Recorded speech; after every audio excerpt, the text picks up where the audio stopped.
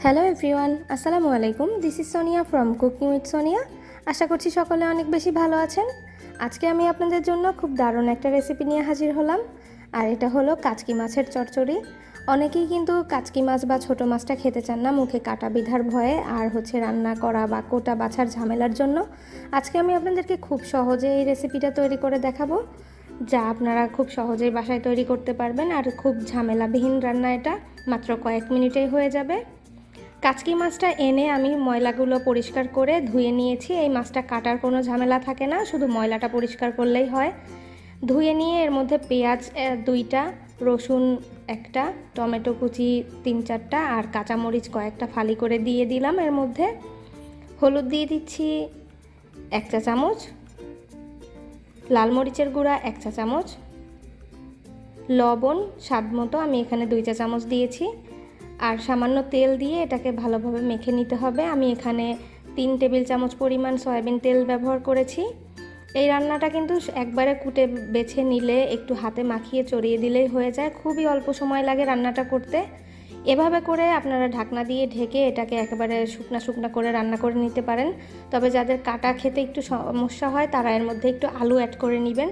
আমি এখানে বড় সাইজের একটা আলুকে কুচি করে নিয়েছি। এবার এটা মাছের সাথে খুব ভালোভাবে মাখিয়ে দিচ্ছি। কাঁচামরিচটা একটু কম ব্যবহার করবেন, যেহেতু এখানে আমরা লাল মরিচটাও দিয়েছি। এবার এটাকে খুব ভালোভাবে এভাবে ছড়িয়ে দিয়ে ঢাকনা দিয়ে ঢেকে রান্না করব। আর যেহেতু এখানে আলু দিয়েছি তাই আমি খুবই সামান্য পরিমাণে একটু পানি অ্যাড করছি। যদি শুধু মাছটা রান্না করেন আলু না দিয়ে, তাহলে পানি অ্যাড করার প্রয়োজন নেই। চুলার আঁচটা এখন মিডিয়ামে রেখে আমি রান্নাটা করে নিচ্ছি। কিছুক্ষণ পর দেখবেন এরকম পানি ছেড়ে দিয়েছে। এই পানিটাকে একেবারে শুকিয়ে ফেলতে হবে। খুব আলতোভাবে এরকম একটু নেড়ে চেড়ে দিতে হবে, জোরে নাড়া দেওয়া যাবে না, তাহলে মাছগুলো ভেঙে যাবে। কাচকি মাছটা খুবই নরম হয়। একদম পানিটাকে আমরা শুকিয়ে ফেলবো। উপর থেকে কিছুটা ধনেপাতা দিয়ে দিচ্ছি। ছোট মাছ রান্না করার মধ্যে ধনেপাতা দিলে এর ঘ্রাণটা অনেক বেশি ভালো আসে, আর খেতেও ভীষণ ভালো লাগে। যারা ধনেপাতা দিতে পারছেন না তারা অবশ্যই এখানে টালা জিরার গুঁড়া ব্যবহার করবেন, এতে করে মাছের গন্ধটা চলে যাবে। পানিটা অনেকটা শুকিয়ে গেছে, আমি আরেকবার একটু নেড়েচেড়ে মিশিয়ে দিচ্ছি। গরমের মধ্যে রান্নাঘরে যেতে যাদের বেশি কষ্ট লাগছে তারা কিন্তু সহজে এই রেসিপিটা করে নিতে পারেন।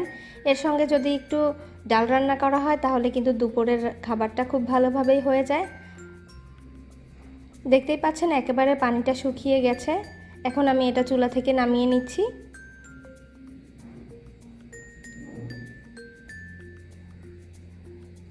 ব্যাস, আমাদের কাচকি মাছের চচ্চড়িটা তৈরি হয়ে গেল।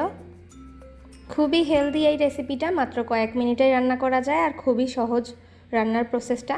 আশা করছি আমার আজকের এই সহজ রেসিপিটা আপনাদের কাছে নিশ্চয়ই ভালো লেগেছে।